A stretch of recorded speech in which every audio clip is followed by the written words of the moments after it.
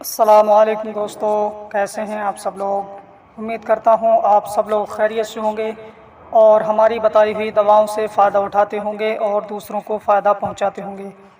دوستو، آج ہم بات کریں گے طب یونانی کا ایک بہترین نسخہ حب مغز بادام کے بارے میں۔ جی ہاں دوستو، ہم بات کریں گے حب مغز بادام، یہ کون کون سی بیماریوں کو دور کرتا ہے اور اس میں کون کون سے اجزاء شامل کیے جاتے ہیں اور اس کو استعمال کرنے کا طریقہ کیا ہے، ان ٹاپک پر آج ہم بات کرنے والے ہیں۔ تو دوستو، ویڈیو شروع کرنے سے پہلے آپ سے گزارش ہے کہ اگر ابھی تک آپ نے ہمارے چینل کو سبسکرائب نہیں کیا ہے تو فوراً ہی ہمارے چینل کو سبسکرائب کر لیجئے اور برابر والے گھنٹی کے بٹن کو ضرور دبا دیجئے تاکہ ہم چینل پر جو بھی ویڈیو اپلوڈ کریں وہ سب سے پہلے آپ کے پاس پہنچ سکے اور آپ سب سے پہلے اس ویڈیو سے فائدہ اٹھا سکیں اور دوسروں کو فائدہ پہنچا سکیں۔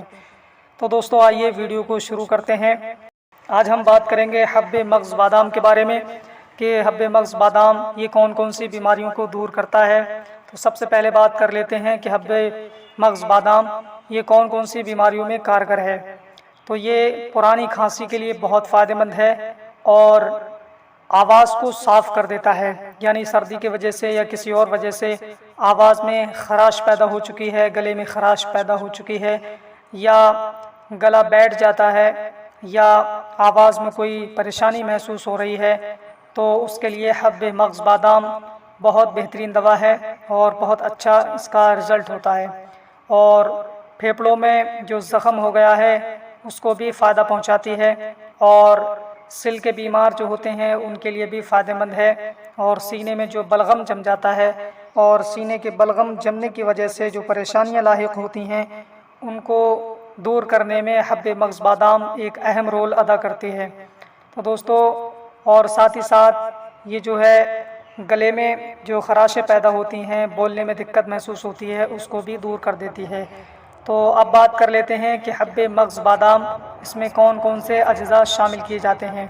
تو اس میں مغز بادام شیریں مقشر بریاں اور مغز بادام تلخ مقشر بریاں، تخم کتاں یعنی السی کے بیج، مصری، شکر سفید، مغز صنور کلاں مقشر اور افیون، گوند آلو بخارا اور عیرسا رب السوس، یہ سب اجزاء اس میں شامل کیے جاتے ہیں۔ اور ساتھ ہی ساتھ سونف کے ہرے پتے وہ بھی اس میں شامل کیے جاتے ہیں۔